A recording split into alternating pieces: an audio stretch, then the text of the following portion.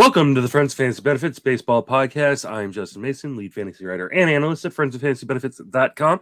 Joining me on this episode is Dave McDonald. Dave, how you doing, my friend? Doing good, man. Just I'm rocking the shirt, ready to dissect one of your teams here. Let's do it. You look good. I can't lie. Look good. As good as I can look, anyways. Yeah, that Justin Mason shirt from RotoWare, it looks fantastic. It feels fantastic too. It's a very nice feel. It's my second most comfortable piece of clothing after my Rotosaurus shirt, I must say. Yeah, the Rotosaurus shirts feel great as well. But yeah, RotoWare just fantastic company. It's a great shirt. I'll be rocking that shirt in Las Vegas, which I am going to. So I'm looking forward to seeing you in about a month. Vegas is coming up, man. Like 5 weeks away. I know. So I've got my leagues that I'm registered for. Got my hotel. I just got to buy my plane ticket, and I will be out there rolling solo this year. My wife won't be coming to Vegas; she'll be coming with me to New York. But we're gonna have a good time. So I'm looking forward to doing a main there, doing an auction there, and just having a blast. It will be a blast. I can promise you that. What we are talking about today is I did the Beat Justin Mason League, the RotoWire Online Championship earlier today. If you want to watch the entire draft, I live streamed the entire draft. It's available on my YouTube. So if you want to see me yell at people for sniping me, which happened a few times and angered me thoroughly, it is there for all its glory. But we're going to kind of talk about it. I pretty much texted Dave when he asked me, he's like, hey, what are we talking about tonight? And I said, I'm just going to let you grill me about this team I just drafted because I think it's a grillable team. I don't think it's a perfectly drafted team. I definitely, there were mistakes were made. So, but I feel like it's a contender. Like, I don't feel like it's a team that is going to just crater on me. I'm interested to hear Dave's thoughts. And as you know, if you've listened to the podcast before, Dave does not hold back what he thinks, especially about my teams. So for those who don't know, the RotoWire if I didn't, I wouldn't be respecting you. And I know you know that. Absolutely. Yeah. No, I don't want to be, I don't want sugar-coated bullshit. I want the truth. So for those who don't know, the RotoWire Online Championship is a 12-team NFBC league. It has an overall component, just like a main event or like a draft champions. I think the top prize is $75,000 for the overall first place in the league. I actually know this. Hold on one sec. For you talking about the draft GCs? No, for the online championship. Or the online championship? That's what we're talking about tonight. 150,000, my friend. Really? 150,000? Yeah. Oh wow, I thought it was only 75K. Even better. I believe first place in the league is $1,400. And it's a $350 buy-in. They're really, really fun leagues to play in. And there's a fun little like caveat, right? Like if you win the main event overall and you win the RotoWire Online Championship overall, you get a bonus. And I think it's only happened once. Lindy. Yeah. So I think if you end up playing in a main event, you should just play at least one RotoWire Online Championship just to be on, in the chance that you hit gold on both and strike that big prize. So I'll let Dave take over kind of hosting duties from here and let him kind of grill me on my team, my strategy, and how things turned out. Oh, boy. All right. So, yeah, in case any of you are curious as to what it's like to work with Justin, it's 7 o'clock. We record at 10, and I go, yo, we recording today? And he goes, yeah, I'm going to have you grill me on this team. And then he sends me a team. So I've had very little prep time to do this, but basically went over his team. It is a typical Justin team in a lot of ways. It is, if you've listened to Justin, you kind of know the guys he's in on, who he's not in on. Of course, you're going to see Cedric Mullins on every team. You're going to see a lot of Heaney. You're going to see a lot of you love Jordan Walker. You love Ryan McMahon. Mm-hmm. But so, yeah, I was curious when you went into this. And so you already said this is an OC. This is a 12-team league. So keep that in mind as well. So first I want to kind of set the landscape for people. let's go through your picks here just so people are aware of everything before we kind of get into the specifics here. So Justin started with the number 1 overall pick, and he went with Trey Turner. On the comeback, he took JTR, Real Muto, and Emmanuel Clase. And then when it came back to him in the 4-5 turn, he took Mullins and Zach Wheeler. 6-7 turn was Zach Gallen and Felix Bautista. 8-9 turn was Brian Reynolds and Vinny P. 10-11 turn was Lance Lynn and Christian Yelich. 12-13 turn was CJ Crone and Brandon Lau. 14-15 turn was Brady Singer and Tyro Estrada. 16-17 turn was Jordan Walker and Andrew Heaney. 18-19 was Ryan McMahon and Will Myers. 2021 was Trevor Rogers and Kendall Graveman. Then 22-23 was Kellenic and Luis Urias. And 24-25 was TJ Friedel and Jose Suarez. 26-27 was Eduardo Rodriguez and Andrew Shafin. 28-29 was Edward Olivares and Nelson Cruz. And then you finish it off with Gary Sanchez. All right. So going into this draft, what was your draft plan? Like breaking down, I don't know if did you do it like I do? Did you look at the back end and say, okay, this is what I can get later, and then kind of formulate your draft plan for what you needed to get, what resources and positions you need to attack early in the draft, or how did you go into it? Yeah, so I've done a lot of drafts. So I mean, mostly I've done 15-team drafts. So obviously my knowledge of the player pool for a 12-team is pretty darn good in terms of what I feel like I can get late, what I can't get late. And I'll be real honest, and I was honest on the broadcast when I did the live stream earlier today. I totally missed the KDS deadline. I thought it was happening the next day. And so I went for my KDS, I went straight butter, as they call it. Accidentally. Accidentally went 1 through 12. I don't know if I, had the first, choice and got the first probably pick. It's always the way it works out. You can see that, by the way, if you go to your league home. Yeah. I mean, not that you have to, but continue. Which I'm actually fine with, because this is the first time I've drafted in like the first 5 picks this year. One, my KDS has often been set to try to draft in the middle somewhere, or towards the back end, because that's where I think you got to get the most bang for your buck in the first few rounds this year. But in a 12-team league, that kind of bang for the buck extends a little bit farther, because you're cutting off 6 picks off the back end of the draft. So I was actually kind of fine with it, and I'd seen some boards from the RotoWire Online Championship where Acuna went like first overall, and then the guy who was drafting 1 was able to get both Corbin Burns and Garrett Cole on the 2-3 turn. And there was another one tonight that had happened. Jeff Zimmerman kind of tweeted out the top 6 rounds of the draft he was in tonight. He was picking 3rd, but the guy at first did the exact same thing. He got Acuna and then Cole and Burns at the 2-3 turn. And I'm like, man, if that happens to me, I'm going to shit myself, because there's no way I'm passing up on that kind of starting pitching advantage. Of course, that didn't come close to happening. But the goal was I wanted Trey Turner, number 1, in this draft, largely because in my last few drafts, I've waited on shortstop, because everybody thinks shortstop's deep. It's deep at the top, and then it falls off dramatically as the draft goes on. Whereas third base is shallow at the top and thickens up at the bottom.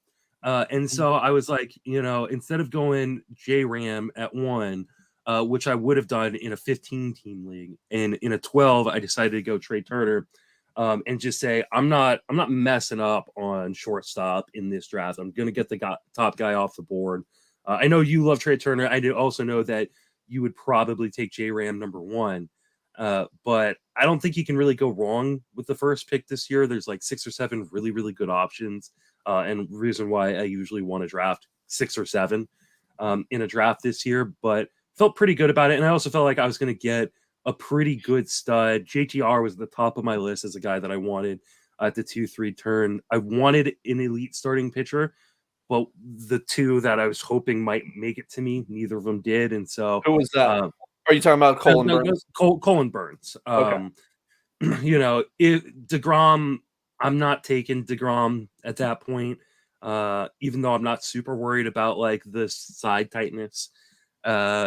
But I just still am not gonna start off a draft with DeGrom in the top 30. I just don't think that, to me, that's a smart decision. So, and I mean, there wasn't a ton of other guys that, fell to me that I felt really good about. I could have taken Rafael Devers at 3. We'll get into my picks here in a sec, but that was my general strategy. Yeah, and so like, how were you approaching steals this year? Are you want to get the early steals, or do you feel like you're going to be able to get plenty throughout the draft? Because I feel like this year, especially with the new rules, a lot more guys are going to be running. I think you're going to see a lot more steals on the wire, whereas and granted, this is a 12, not a 15 also, so that's going to make it even easier, I think. But in most years in the 15s, finding steals that aren't, shitty player steals is like finding a unicorn in a haystack. I mean, it's ridiculously difficult. So I've always wanted to get those early steals, but this year I think I'm kind of going the other direction, because I think there's a lot of guys who are going to be running who, in that 5 to 15 steals range, we're going to be running even more this year. And I think you can kind of build them up as you go along. Was that your approach, or were you like, I need to get steals early? For me, I just want to stay balanced early. I want to get guys who I feel like can, or at least have the ability to contribute in all the categories. So if, and I do want to load up on hitting early. It's one of the things I tried to do in the first 4 rounds of this draft. And I almost went hitter. But ultimately I want to stay as balanced as possible to give myself more options moving on. And what that led to, as we'll talk about, is power deficiency, because I probably didn't prioritize the power as much as I should have. But I feel like I made up for it in the draft. We'll talk about that for sure. Okay. Yeah. So, you started with Trey Turner, and then you came back and you took JT Realmuto. I love that. But yeah, like you mentioned, Devers was out there, third base. Maybe, I think you have a little bit more faith in some of those later third basemen than I do personally. But I still love taking JTR there, because even though he's not like a massive power guy to go with Trey Turner, Turner does have some power. He's not like, an empty steals kind of guy or anything like that. But JTR also should put up, insane counting stats compared to like almost all catchers. So, you're getting an advantage there. But now talk to me about Class A, because you decided to go early catcher here. Do you feel like this year there's still a lot of turmoil at catcher where you feel like you need to attack that early? Wait, catcher or closer? I'm sorry, closer. Yes, closer. Yeah, I don't think it's as bad maybe as there's other years that it's been. I think there definitely are some more established guys, but I think those established guys run out pretty quick. And I just don't know that you get any safer than Emmanuel Clase. I think there are a lot of arguments that he should actually be the first closer off the board. There's very little competition for him, even if he were to struggle in Cleveland. I think he is, he gets you strikeouts. Cleveland, I think, is still going to be a very good team and likely the favorite to win that division. So I think there's going to be lots of opportunities for him. And when you're drafting at the corners, you're more susceptible to big runs. Instead of falling victim to a big run in between the 3rd and 4th rounds, I made the decision to take Class A and just kind of shore up, because in a 12-team league, you need 3 closers, right? A 15-team league, you need 2 closers. Right. I didn't want to get to the point where, my top 2 closers in a 12-team league were David Bednar and Alexis Diaz. Like both those guys, in a 15-team league, I'm probably more willing to kind of enter the season with those 2 guys plus a third kind of spec guy. But in a 12-team league, I want a guy for sure who's going to be kind of at the top of the pile. I don't think there's anybody better than Clase. All right, fair enough. personally, it would have been real tough to pass on Devers. I don't know that I could have done that, but Yeah, I do. Obviously, you know my stance on closer, so you know that I do hear what you're saying, and I think it's super valuable to have one closer that you can definitely depend on. Like, you don't necessarily have to have two, but having, even in a 12, but having that one, making sure that you're not in the bottom of the barrel in saves is huge. Yeah, if I could do it over again, kind of with hindsight being 2020, Sure. I think I do take Devers there in the third round, at the beginning of the third round, and then I take Jordan Romano as a 4 or 5 turn instead. Okay. Yeah. So So at the 4 or 5 turn, you ended up going with your boy Cedric Mullins and Zach Wheeler. Now, I know how you feel about Mullins. I do not share your optimism with him. Now, I don't think he's a bad pick by any means. But looking at what you already had on your team, you already had Turner, you already had Real Muto, you had those, you kind of had those steals that you needed early, where you could just kind of, get a little bit here and a little bit there as you went along, where I don't think you needed a guy like Mullins. And seeing is from 7/28 on last year, from July 28th on, he was platooning pretty heavily versus lefties. And granted, I know that he still had 670 plate appearances or whatever. 672. I'm not saying that it's not a bad pick, but you're really hamstringing yourself on RBI at this point, because now you've got him and Trey. I think you could have used the big bopper. And granted, if you had Devers on board too, I think that would have mitigated this a bit. But are you concerned at all about that lack of RBI? I mean, the dude had 64 RBI last year, so now you're kind of putting yourself in a hole there. yeah, I mean, I think for this roster construction, I think you make a really good point. I mean, overall, I'm not super concerned about Devers. I think he's still going to just, Mullins, Mullins. I think he's going to be fine. He was clearly the number one guy on my board. Here's the thing. I didn't want Mullins in this draft. There were other guys that I was really hoping were going to fall to me, and they just didn't fall. Or Rosarena. Is this one of the times you got sniped? Yeah. So, with about 5 picks to go, I had Albies, McClanahan, Lindor, Rosarena, and Varsho in my queue. Oh. They went in order. And so, I'm a Cedric Mullins stan, and I just felt like, you know what, screw it, I'm going to take my dude. If I did it over again, I think I'd take Schwarber there. Schwarber, I think that would have been good. I think that would have been a really good fit for you. Yeah. I'd really hope that a starting pitcher would fall, like a Scherzer or a Nola or a McClanahan. None of them did, because my hope had been to take something like an Albies Nola or an Albies McClanahan, something like that.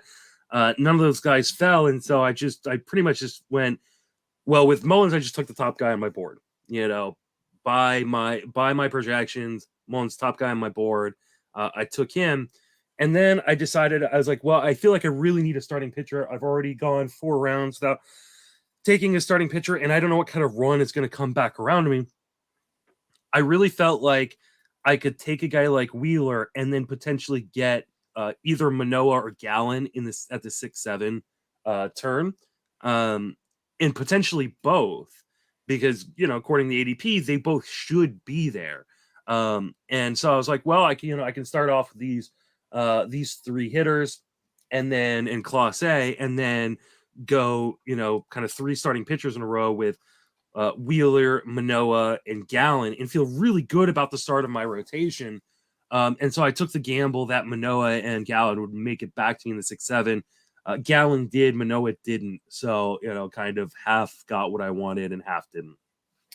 Yeah. So no concerns with Wheeler from you, huh? Sorry. Oh, no, I mean, it's okay. No, there's definitely concerns, but, okay. And were guys like Gausman and Bieber and Luis Castillo and even Julio Urias, were those guys on the board still at that point, or were they gone? Urias was still on the board. Gausman was still on the board, and Bieber went the next pick after Wheeler. But I've got Wheeler a fair amount ahead of Bieber and Gausman. Urias is the only guy that I have kind of right there with Wheeler. I definitely had some concerns, but I also know that this is a 12-team league, and so pitching is a little bit easier to come by. It's one of the reasons why my pitching is a little bit more sparse than it would be in a 15-team league, is you're going to be kind of streaming in the back half of that rotation anyways. Right.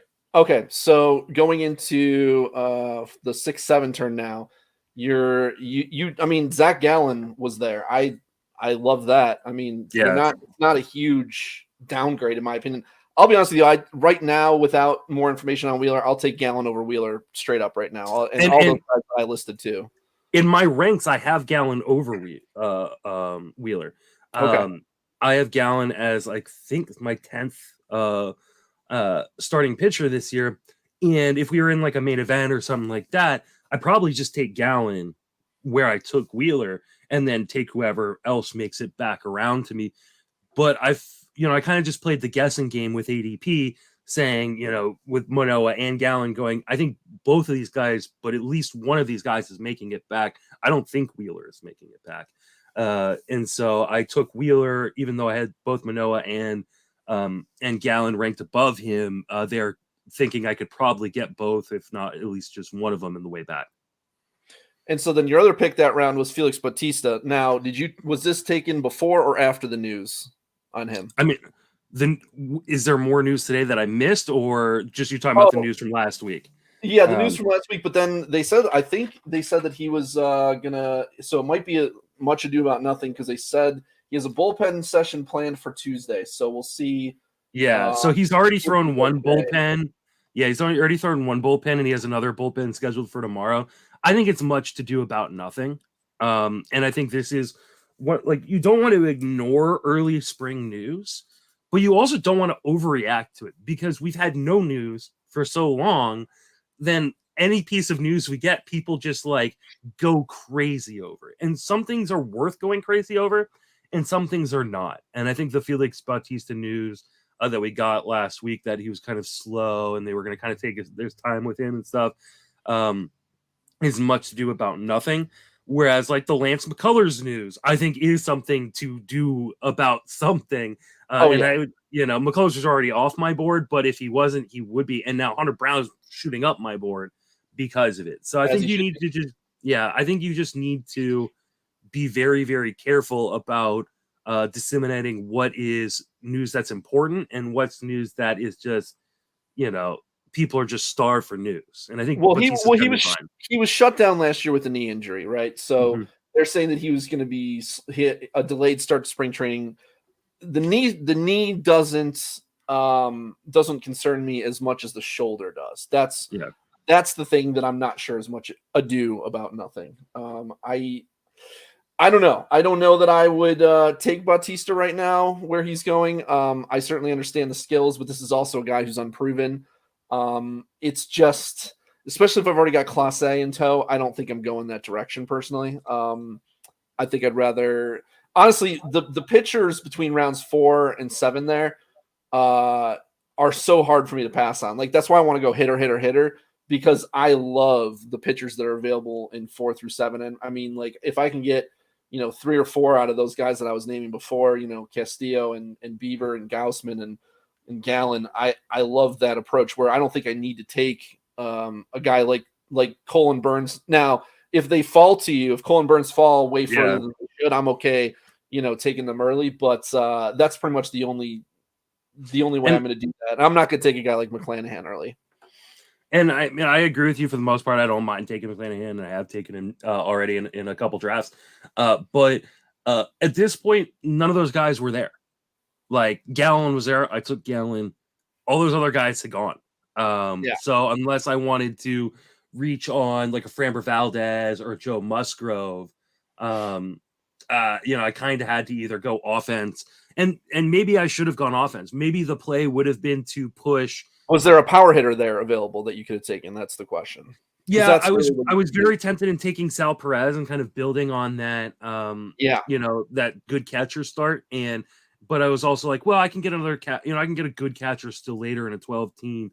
That ended up being a mistake, because all those guys end up going before I'm able to grab them. And as we'll talk about, I pretty much punt my second catcher spot. Well, we can just talk about that now because that was in my notes. Yeah. Was I saw you went with JTR, which I liked a lot, but then instead of really pushing your advantage over the rest of the teams in your league with catcher by taking a guy like Sal Perez, you waited until round 30 and took Gary Sanchez, which I really feel like kind of mitigates some of your advantage that you took with JTR. Yeah, I mean, in a 15-team league, I definitely would have prioritized it more. It just, unfortunately, the way the draft fell.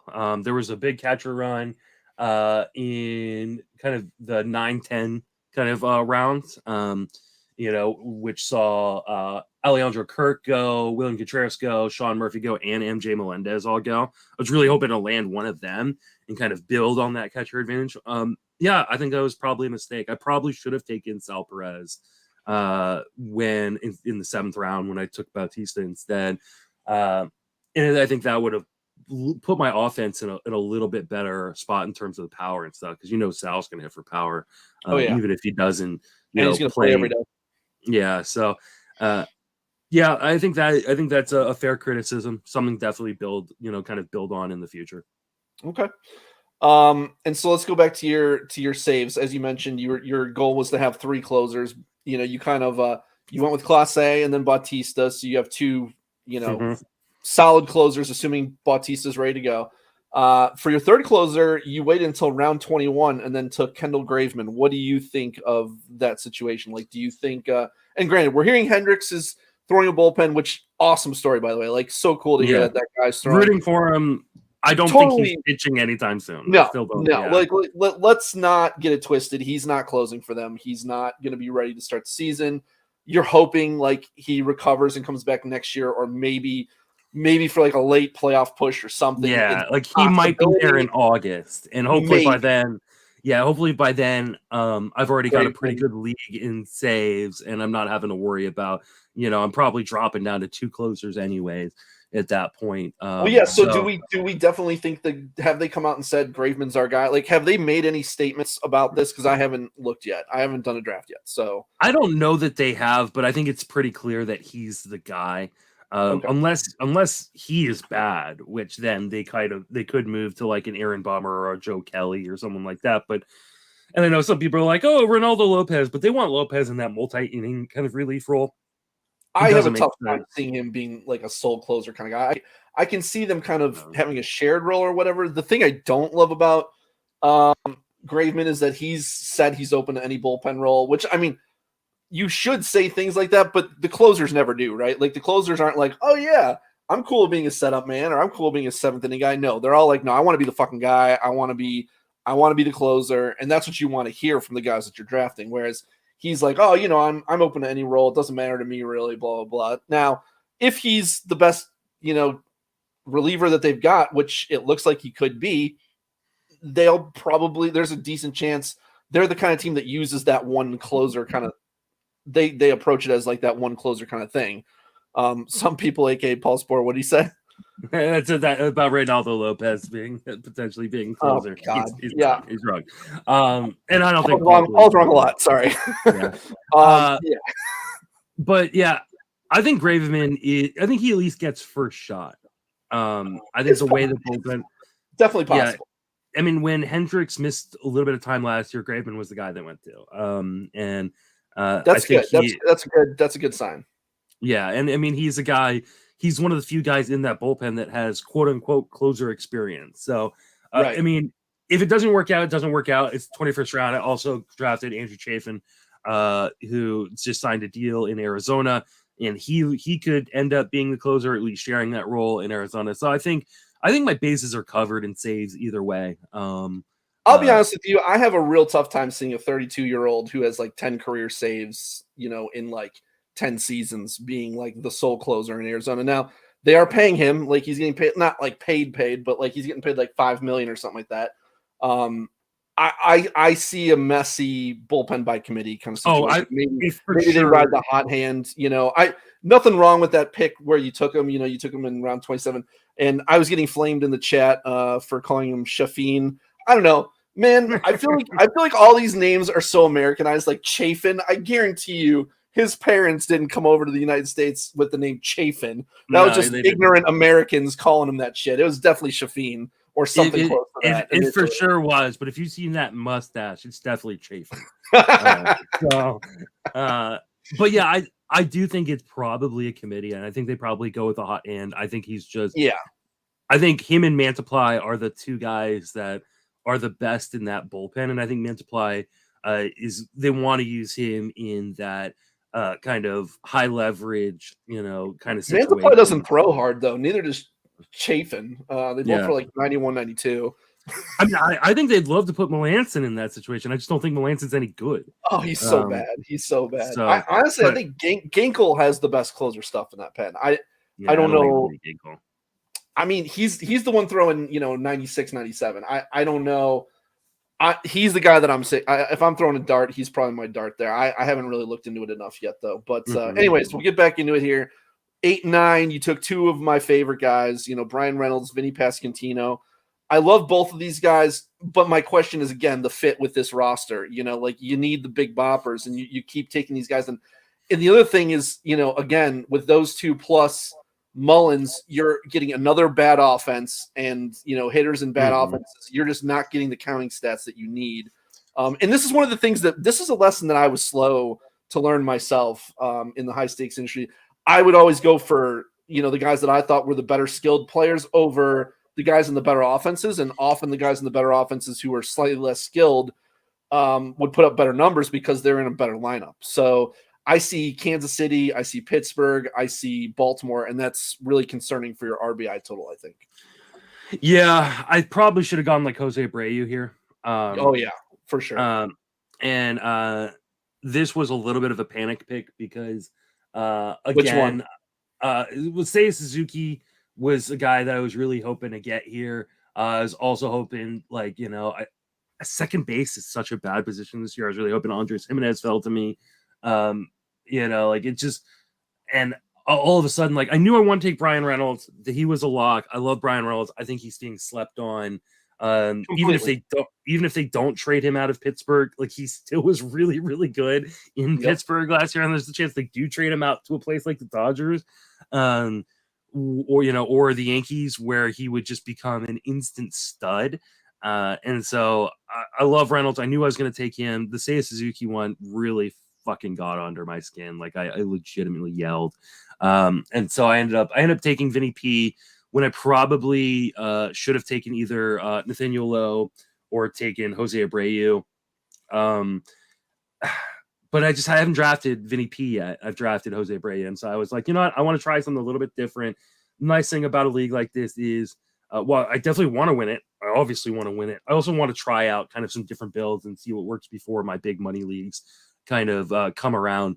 And so, again, if I was to do this one over again, I probably take Jose Abreu there just because while he may not have massive power necessarily, I think the power goes up from last year. And I think he has a ton of RBI potential, which would have solved some problems for me. Yeah, I mean, he does. It's just that park and that lineup. I'm trying to tell myself, because what I do every year is I say, Vinny P's skills are elite. I'm just going to take him. And then every year I go back and I go, why the fuck did I take it? If he doesn't go berserk, this probably isn't going to work out like I want, because he's not giving me those counting stats in that lineup in that park that I want. Because he has to be, in a lot of ways, he's similar to Joey Votto when he came up. He's that elite plate approach kind of guy. But Votto was playing Great American Small Park, and he's playing in fucking Kauffman Stadium. So, it's just. I think it's fair. Man. I love Vinny P. It has to be the right build for me, and I'm trying to teach myself to go with a guy like Abreu or even Nate Lowe, instead of in some of those situations. This is also another place I could have taken Alejandro Kirk, or taken one of those kind of top tier catchers to kind of build on the Real Muto thing. I'll be honest with you, I'd have a tough time taking Kirk over Vinny P, as much as I'm criticizing the pick in light of your build here. That would be a tough one for me. Especially because there was still Melendez on the, one of the things I was looking at is okay, Kirk's still on the board, William Contreras still on the board, Sean Murphy's still on the board, MJ Melendez still on the board. One of these guys is making it back to me. Of course they didn't, in hindsight, like I go, well, I just, I got a little fucked there. And then that point I have to make the decision on, am I going to push up a guy, a catcher that I don't really think deserves to be drafted as early as I need to draft him, just to kind of, get that second catcher, or do I just wait? And I made the decision to just wait and see if a guy fell to me, or if I just made a catching pick with the last pick of the draft, which is what I ended up doing. Right. And so then at the next turn, you went Lance Lynn and Christian Yelich. So I threw this out to my boys and to see what the consortium thought of your draft too. And Jake was very opinionated. I bet. Jake, he's, for those of you who don't know, you think that I'm conservative when it comes to injuries. I'm really not. I'm conservative early when it comes to injuries. I'm willing to take risks, after the first, I don't even know, 6-7 picks. It depends on, it's on a sliding scale, right? Like it depends on the upside versus everything else and what my build is up to that point. I don't see a whole ton of risk with Lance Lynn. Jake does. Jake's very concerned about his interesting. Stuff. I thought you were going to say Yelich. No, well, he didn't like the Yelich pick either, which I was like, why? And he was like, well, ground ball rate and the MVP self isn't coming back. I'm like, well, Jake, we're talking about round 11 here. He's getting a combo player. Like, I don't dislike. I love both of these picks. He had a problem with the Lynn pick, and he's like, building out. Lynn was a top 20 pitcher in the second half. Like, and you're getting like I get like great about it. He has a little bit of added risk because of his age and weight, but nothing like it's not. All pitchers have risk, and I don't see Lance Lynn as having any more than a minuscule amount of extra risk than your average healthy pitcher. So I have no problem with it. Jake didn't like it with your combining him with Wheeler. What was that? I said Jake's wrong. Like that's. I mean, I agree. It's okay to be wrong. I'm gonna be him, and I are gonna probably be in the same auction league in Vegas. So maybe I'll throw Lance Lynn out there early. Throw him a dart. I'm not trying to negatively impact my boy here. I'm just saying, those of you who think I'm conservative with injuries, Jake is much more so. I get that, but I don't think. Yeah, I agree with you. Like Lance Lynn doesn't have any more added risk. If anything, he's proven he can just be a horse. Yeah. Like if he had a slow start this season because he was coming off the knee injury. But once July came around, he was one of the best pitchers in baseball. Like he was legitimately a top 20 pitcher. No, he's not concerned about the quality of his pitching. He's concerned about him holding up over the whole season. Yeah, I'm not. He's also I'm all in on Yordan Alvarez this year. He's still a full fade for Jake because of his knee injury from before. He's not a full fade for me, but there's definitely like the thought in the back of my mind on Yordan and the knees, because like as the person who deals with arthritic knee issues, and arthritic hip issues and arthritic hand issues, those things don't go away. Like they just don't. And because they want him to play the outfield so that way they can use the DH for a guy like Michael Brantley and other guys, I do worry about Yordan. Is he off my board? But no, by no stretch is Yordan off my board. I just don't end up with him because he doesn't have a speed component to his game, plus the injury red flag. I just think he's the best hitter in baseball. I mean, like his combination. He's one of them. He's the only guy in baseball who can hit 50 homers with a 320 average. I'm not saying that's what you're projecting him for, but he could do that. And you could say the Judge can hit 280, 290. He ain't hitting no 320. Yordan Alvarez can. I agree. I don't know. The knees don't concern me as much, and the steals I get, but I feel like this is a year where I can find steals all over the draft, like no other year before. So I'm going to have some Yordan this year. We'll see how it goes. All right. So 12-13 now. This is kind of like, this is the point where I kind of feel like I lost what you were trying to go, like what your plan was at this point in the draft. Like, I don't dislike Crone at all, but from this point on, you added CJ Crone, Brandon Lau, Tyro Estrada, Jordan Walker, Ryan McMahon, Will Myers, Jared Kalenic, TJ Friedel, Edward Olivares. All of these guys have playing time and platoon issues. Like, what the fuck are you doing? You don't have like a 27-man bench here, Justin. You can only keep 7 guys on your bench. What are you doing when they're not playing in Coors? What are you doing when Brandon Lau faces 3 Rockies in a week? What are you doing when Jordan Walker starts in the minors. Like, what are we doing with this? Well, I mean, I'm really hoping Jordan Walker is not starting in the minors. There is a chance he is. And so, one of the things I tried to do You with backed up your third base. Yeah, I did see that. I backed up every position. Yeah. I have multi-positional guys in Tyro Estrada, multi-positional eligible. Jordan Walker, once he's up, is going to be multi-positional because he's going to play the outfield. He starts his third base. Will Myers, multi-positional. Luis Urias, multi-positional. I'm going to have a lot of flexibility. Will Myers, multi-positional. Like I'm going to have a lot of flexibility to move these guys around. I totally understand your concerns, and I do have my own concerns about drafting a guy like CJ Cron and Ryan McMahon because you don't want to play them when they're not in Coors. I think I drafted enough flexibility to compensate for that. The point I may have an issue is when the beginning of the season if Jordan Walker is not up, because the Rockies tend to play a lot of road games early on in the season because they don't want to risk the weather delays and stuff in Colorado in April and things like that.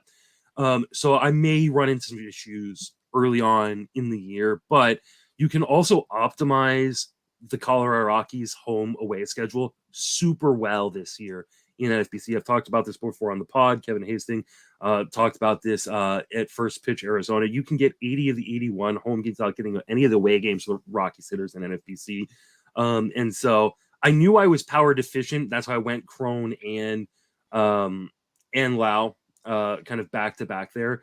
One, because like I said, second base is awful, and it's really hard to find power at second base, especially when you get to this point in the draft. And so I went with him. I definitely could have some issues. I'm more of a believer clearly in TJ Friedel playing full time, and Edward Olivares playing full time, obviously than you. But that's okay. I love the Olivares pick. It's not that all of those are bad picks. I like a lot of them on their own, but it's like all of them together. This is not a good recipe. Like you gotta pick and choose your spots. Now I will say, in the middle of all this fucking chaos, I love the Luis Urias pick because he gives you 3 position eligibility. I think he's super underrated, and he's stability for you. Like, you can count on him playing, and I love his I think he's going to have a solid bounce back in power. He had 16 last year. His home run fly ball rate was pretty low last year, and I think he's going to come back and hit probably 20 plus. And I love for me he was a linchpin pick for you. He absolutely was, and I was willing to jump him around in the ADP in order to kind of get him, or jump up a couple rounds in order to get him, because I needed a guy who could play second and third. I already had 3 guys who could play first, so I knew I wouldn't have a problem platooning CJ Cron early on, but I needed a guy who could cover if Walker didn't make it up on opening day and when McMahon is out of Colorado. So I needed a guy who could play third. I also preferred a guy who could play second to fill in for Lau if Lau has injury issues, or if, like you said, Lau goes up against a few lefties in a row. Yeah, and you mentioned another guy that we were talking about, Will Myers. He also has first base eligibility on top of that too. Which is exactly. Nice.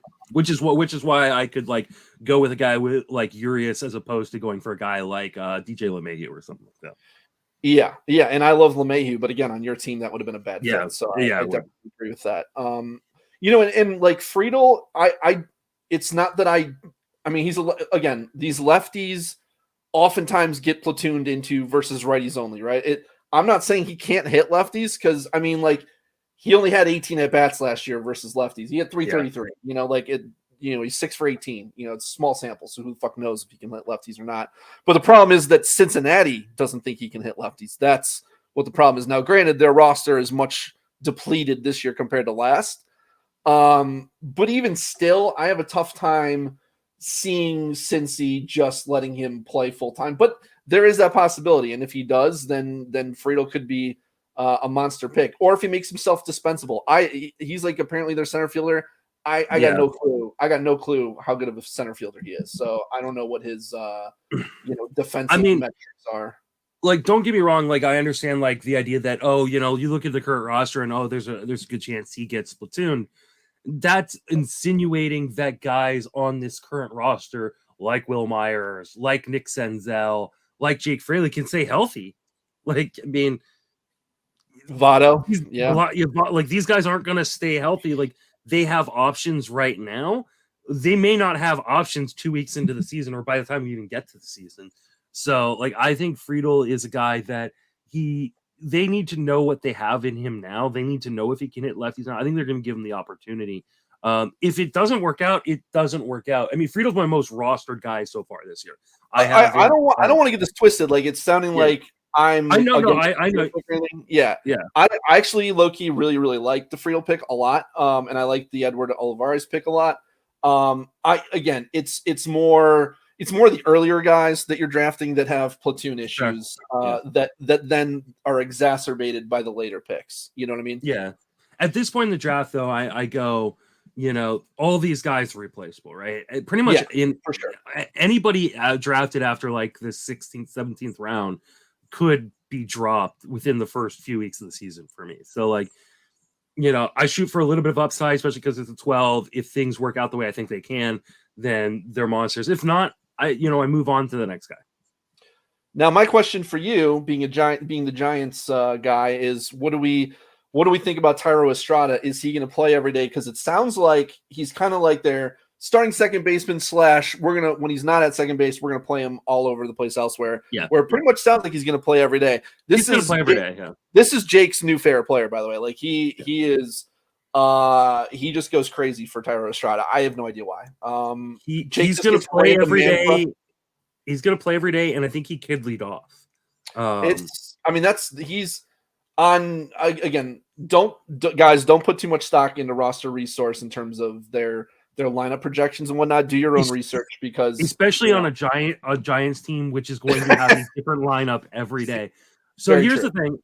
Here's the thing about a guy like Thairo Estrada, because there has been some people who've pushed back on my love for Thairo Estrada, saying that he's a guy that, the Giants like the platoon. The Giants don't have the depth of the platoon in the infield that they used to because of what they've done in the outfield. They have a bunch of guys in the outfield they have to platoon, and you can't platoon everybody. Literally, their entire outfield has to be platooned. I mean, Jock Peterson and Lamont Wade have to be platooned. Conforto, I have a hard time seeing them play him every day too. Yeah, and it's defensively really, really bad.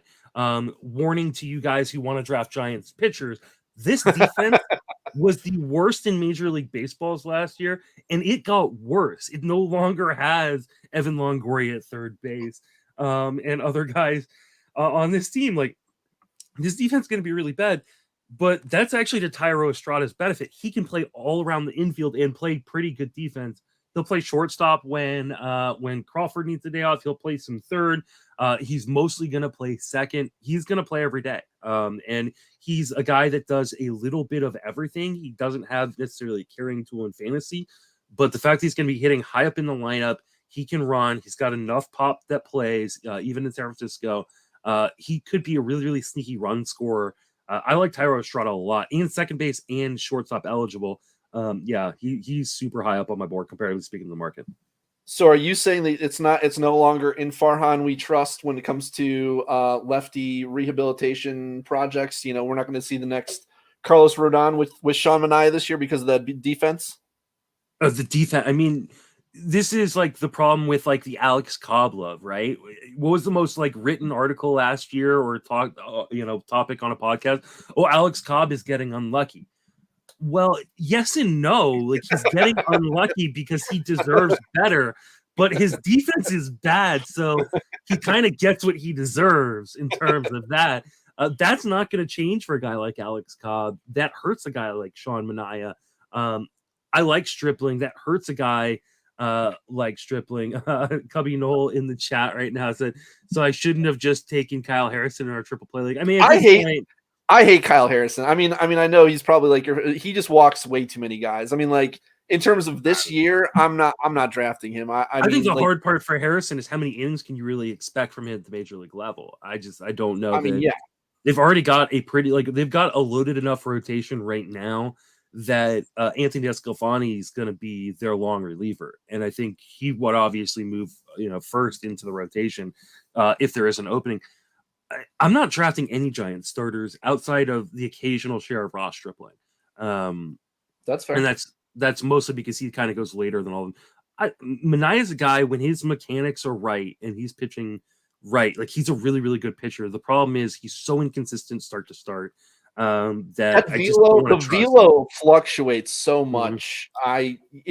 He's one of the guys I would have the most difficulty trusting. I mean, I guess we'll see if the Giants really do work magic because I'm not saying I'm out on Manaea, but I feel like I want to be, and then I'm going to draft him somewhere, and he's going to have a horrific outing that just tanks my ERA and WHIP, and I'm going to be so angry at myself. Manaea isn't a guy you draft; he's a guy you pick up off the waiver wire because he's going to be the kind of guy that starts the season badly and then gets dropped and then gets yeah, exactly. So like I'll pick him up in May or June when the Giants start with the Yankees and then I think the Dodgers and then 2 Colorado or something like that. I'm not drafting any Giants starters this year. Like it's like I said, I might take the occasional shot on Ross Stripling late, but I'm not touching Logan Webb. I'm not touching Manaea or Cobb or Wood. I'm not drafting any of these guys.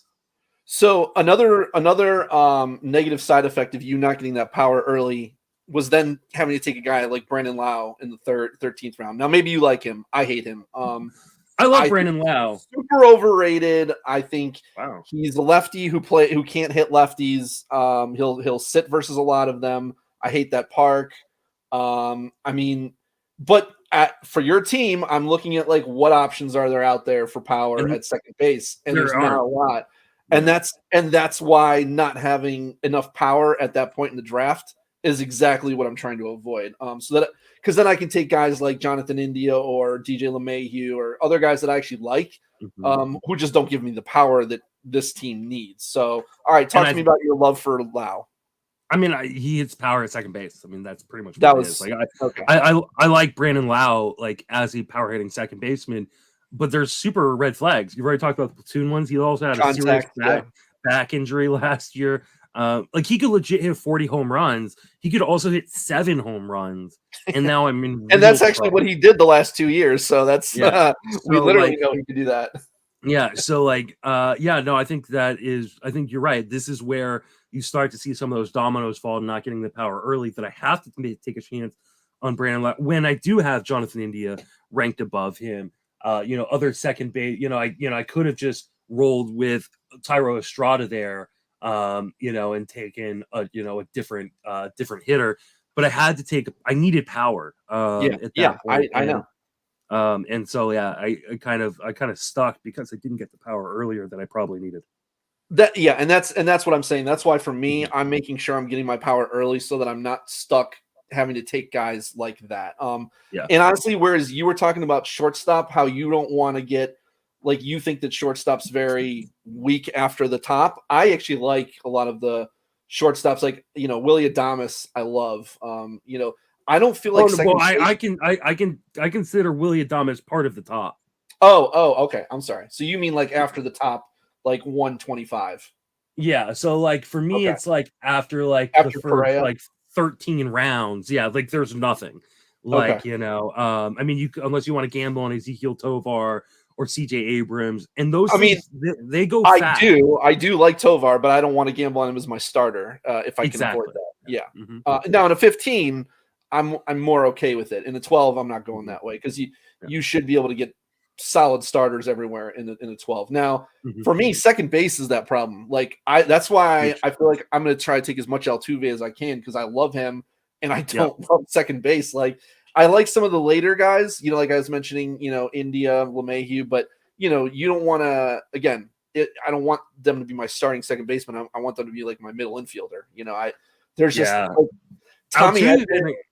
Altuve's been a guy I've been targeting a lot this year. Sure. One, you usually get him about a round later than you get Marcus Semien. And there are just red flags abound at second base. Like even with the top 4 guys at second base, you've got in no particular order, Simeon, Altuve, Albies, and Jazz Chisholm. Both Right. Albies and Chisholm have massive red flags. Like, Yep. and then there's a huge drop off to the rest.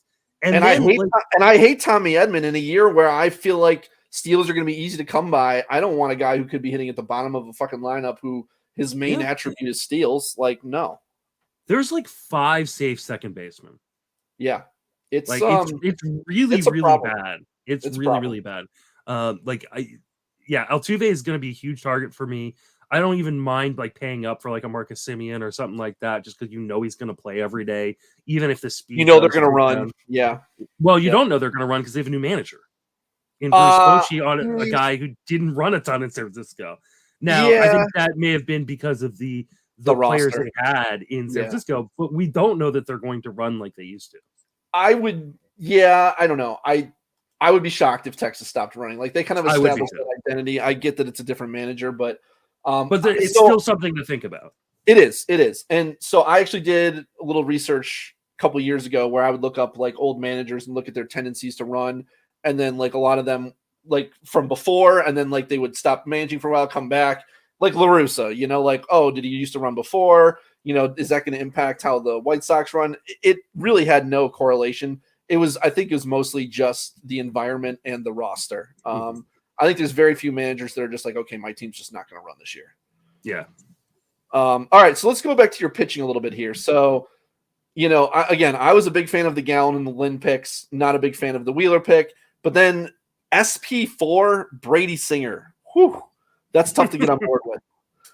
Especially considering how many good pitchers I like in those mid rounds there, like 4 through 10. There's a lot of starters I love in those rounds, and that's why I want to be hitting them hard. But man, Brady Singer is your SP4. Talk to me. So I really wanted at that round to get Jordan Montgomery and Brady Singer. I was really hoping to kind of double tap there, where I got Brady Singer and Estrada, and I got a snipe on Jordan Montgomery. I probably could have gone Rasmussen and Brady Singer, or maybe try to take a shot on some upside with like Grayson Rodriguez, or like a Hunter Brown or a Jack Flaherty, someone like that. But I also thought I could get a lot of those guys a little bit later. I love Brady Singer. I know that I am kind of, or I feel like I'm lone man on the island here on my Brady Singer love, but like a dude is pitching in a really, really good park. And he's got 2 really, really good pitches. He's still young enough to continue to develop that third pitch. But will he ever? Because he hasn't yet. It's been years of this. Like he's got 2 good pitches and then that's it. I mean, he's 24. Yes, but so he really hasn't even tried to develop another. I mean, he's been in the majors for 3 years, not 3 full years, 2 full years and 1 partial year. But I mean, we haven't seen any progress with the third pitch, and I don't know if there's any talk about it, but I'm starting to have my doubts. Yeah, I mean that's fair. I think he's still young enough to develop that third pitch. The two pitches he does have are both really good. He does a really, really good job at keeping men off base via the free pass and not giving up home runs. I think that's a really, really good baseline for a guy to take another step forward. Even if he doesn't take another step forward, like I think he can throw like 170, 180 innings this year of just really good ratios. I think the only real issue is he's on the Royals and what is his potential to get like double-digit wins, which, I think that's his kind of biggest downfall right now. Well, it's okay, though, because you backed him up with a super solid option in Andrew Heaney, whose 67 innings you just must have. So tell me about tell me about Justin Mason's ambulance team here, how Andrew Heaney fits in. I mean, I'm a big Andrew Heaney guy, but no shit. This was a pick that I panicked a little bit because I had both Lars Nootbaar and Cody Bellinger in my queue along with Jordan Walker. I knew I was taking Jordan Walker. Everybody, including your wife and your dead relatives, knew you were taking Jordan Walker. So unfortunately, I was like, God damn it! Like I was really pissed off. And I knew I needed another starter, and I need a starter with some upside and some strikeout upside. Maybe I could have gone with a Hunter Brown. Maybe that was the pick. I thought I could get Hunter Brown a little bit later, honestly, and so he's the kind of guy who's gonna. I mean, especially with the news now, he's gonna be rocking. And he did, and he went later this round. So, Heaney's great when he pitches. If he gets injured, he's probably an easy cut. So, like I said, all these guys from here on out are easy cuts. Okay, if I need to. So, I mean, in a 12-teamer with a short bench, you got to do stuff like that. I loved the Trevor Rogers pick. In the 20th round, this is a guy who has the stuff of a guy who could go in the top 3 rounds. So, you take a shot on him, you see if he's got it this year. And if the changeup's working, he's going to be great. If not, I drop him for the next guy. I give him a couple weeks. I give him 4 or 5 starts maybe, and if not, I move on. But I still love the pick. And and Jared Kelenic, a guy who I've never really had a lot of faith in. 22nd round, I love it. I love take the shot, right? Like because you're gonna be able to pick up replacement level in a 12. You're gonna be able to get guys back. Again, I don't love the fit of all of these question marks all together, all on the same team, but I do like the individual picks themselves. Yeah. I already told you the Urias pick was probably like my favorite pick for this team. I think it was such a great fit on this team, like just ideal. Love Friedel. I love Olivares. I'm also a Jose Suarez guy. I love that pick. The changes that he made last year. I set the min on him. In an online championship. I mean, fuck it. I mean, it's round 25. There's 30 rounds. He was clearly the highest guy on my board, and I got maybe I can get him later. I was like, who the hell do I want now? This ended up backfiring because there's 2 starting pitchers I wanted left in this draft, and it was Jose Suarez and Kyle Bradish. I probably could have punted either because I set the min on both Friedel and Jose Suarez at that turn. I probably could have just taken Jose Suarez and Bradish and gotten TJ Friedel, the next round. But at the end of the day, like, I think Jose Suarez is one of the most underrated dudes right now in the market.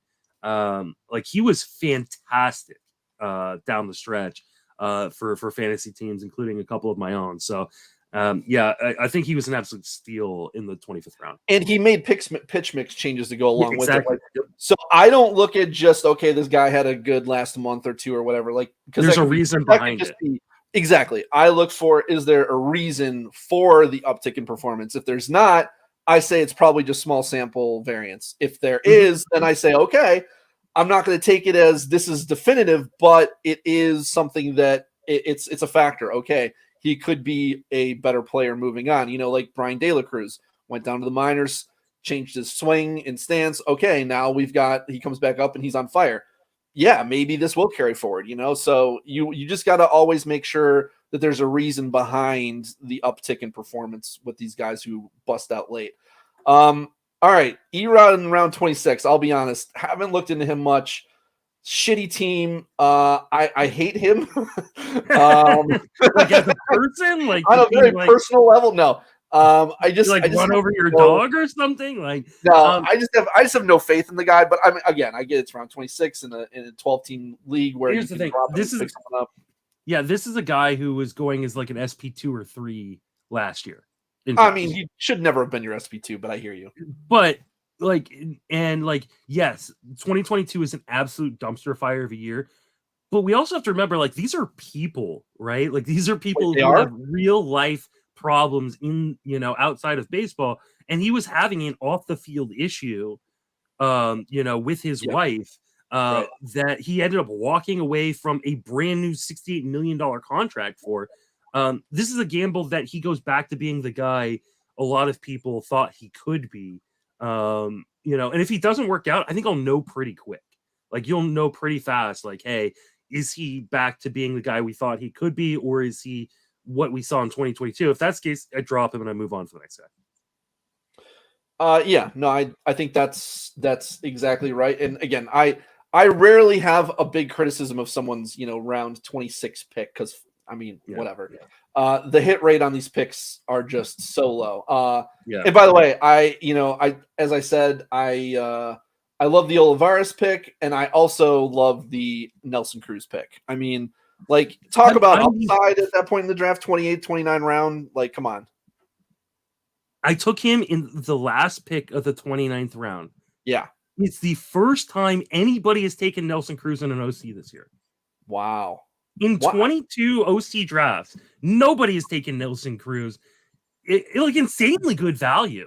I mean, like, why? Just because he had a bad year last year? Like, I mean, maybe he's done, but could be hitting in the middle of the Padres lineup. If he's 2021 Nelson Cruz, like, I don't need to be vintage Nelson Cruz. If he's 2021 Nelson Cruz, that's one of the steals of the draft. Like, it's insane to me that he hadn't been drafted before. Again, I haven't done any drafts yet, so I'm looking at this and I'm going, what the fuck is happening here? Like, why? Like, I know people hate the term "he's free." Nelson Cruz is free. He's like DC is like pick 500. If he's not being drafted, if that's the first time he's been drafted, then he actually is free. He's legitimately free. Yeah, this is a guy who's been, until last year, has been a top 100 player in fantasy every season. Like, I'm sorry. Like, granted, I'm definitely not. I'm not like saying I'm expecting him to go back to even 2021 Nelson Cruz, but I don't need him to. Like, all we need him to be is a little bit of an improvement over 2022 Nelson Cruz in an uninspired Washington team. Now he's going, like you said, to San Diego, where he's in a playoff atmosphere with a stacked lineup full of studs that he could be hitting in the middle of. I mean, Jesus, and this is another situation we'll all know really quickly. You'll know very fast whether Nelson Cruz is he had like the good Nelson Cruz or last year's Nelson Cruz, and like he can easily be cut. He also gave me the ability to move Luis Urias to my bench and become that super utility guy for my offense. Kind of filling in for all these guys I'm going to be platooning. Yeah, and so last year the thing with Cruz was he had an eye issue. I think he got it fixed, right? He had eye surgery in September, in November, and he supposedly is feeling just like he used to feel prior to having the eye issue. So I will say it's not a great sign that he signed for just $1 million. That means that not many teams had much faith in him. But well, you're also talking about a 43-year-old DH. Well, sure, but every team has a DH slot now. It's not like they have to. But a lot of teams like to use that DH slot as a rotating piece. Like there are a lot of teams that that weren't going to be interested in him because they want to rotate that position. Regardless, I don't think it's a great sign that he signed for $1 million. I think that if anybody if he showed people more, but maybe when he signed back in January, he was not really getting going yet. Maybe by mid-March, he'll be ready to roll. I mean, I don't know. I just think it's a phenomenal pick. This is why I don't take DHs early if I can avoid it, other than Ohtani, who's a little bit of a that's a unicorn type thing. Yeah.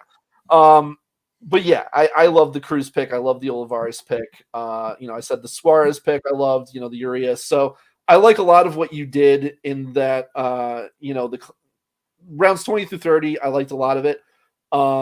Rounds 12 through 19, I think were a little problematic, but I think they were a result of the fact that you didn't get enough power early. I think everything kind of waterfalled off of that early. You didn't get the power, and then you kept, having to try to make up for it and taking guys who, maybe weren't the best picks for where you had to take them. But overall, I agree. It's a team that certainly has a shot. You're not deficient anywhere other than, I think home runs and RBI, you're going to have to be on the wire. But, like, let's say Cruz comes back. Let's say Cruz went to Driveline and we haven't heard about it yet.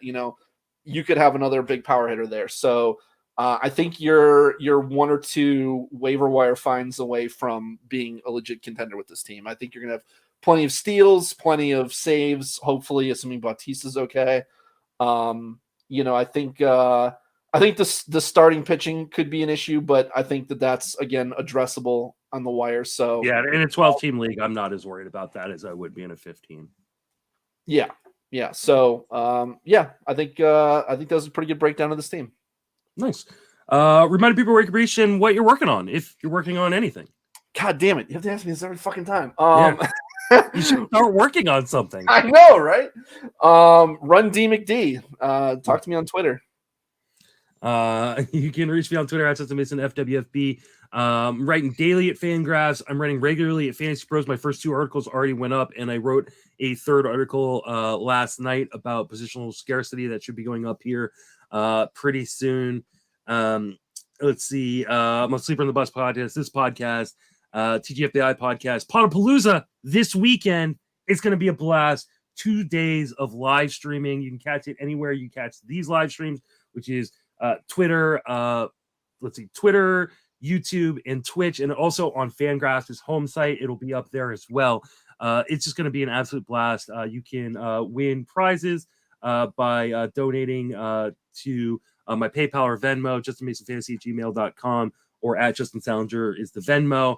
And every dollar you donate will get donated to Keep Playing Baseball, a charitable organization that tries to give high schoolers and like junior college baseball players the ability to further their baseball career to upper level college and the pros, as well as helping out youth baseball programs in the Sacramento area.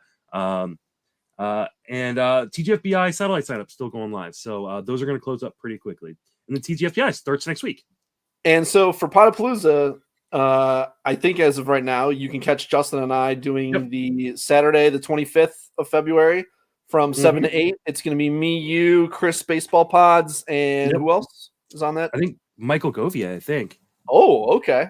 All right. And we're going to be talking about what makes a good podcast. So we're going to try to learn from Michael and Chris about what makes a good baseball podcast. That's good because I don't know. Lots of questions. Yeah. So that should be a lot of fun. Oh, it's gonna be a blast. I'm gonna have fun taking some shots at your prep for these things. But I'll be honest with you, this was I think this is one of our better. I like this episode a lot, and there was literally zero prep from. There's never any prep from Justin's side. I did write some questions, but a lot of this was just kind of organic, and I think it flowed pretty well. Yeah. So. And we'll do which only reinforces your laziness, but hey, it is what it is. Absolutely. Well, I mean, I got so much to do. I know you're a busy guy. You do a lot of shit. I know. But you and I, we'll do a couple more of these, right? When we do our main event drafts, we'll each break down our own teams. Maybe we could have Jake back on when him and I do our auctions. Oh, okay. So and maybe we'll talk about our TGFBI drafts. And Barf and Glarf are those drafts are going to start soon. I believe the first one is it Tarf this weekend? There is a league this weekend. Russell just said we're all set, ready to fucking roll on Sunday. There you go. So they're already ready to go. And maybe you and I will break down, even though we're not in the draft. Maybe we'll break down that draft. I definitely want to cover Earth this year for sure. So, yeah. Maybe I'll reach out to Russell and see if he can come on next Monday and talk about that. So because he's a guy I want to have on. We haven't had on yet for it. But I gotta wrap it up because I'm gonna go record with Kev Masarajan in his podcast right now. Speaking of pronunciation. Did I get close? I'm probably. I don't know. Like I feel like you're asking me. That felt good. Like I felt like that was a good. I say Mazarajan, but I don't know. I get people make fun of me for all the ways I pronounce names correctly that have been incorrectly mispronounced over the years, and then those are the official pronunciations now. So it pains me to say things like Louis Robert when it was clearly Louis Robert, and it got changed by fucking Americans not knowing how to pronounce shit. But whatever. Chafin, Shafin. What's the thing I got made fun of at PitchCon for? I forget. Whoever his name it was, but yeah. Anyways, have fun with Kev. He's a lot of fun. I will. For Dave and myself, thanks for listening. Have fantastic baseball off season.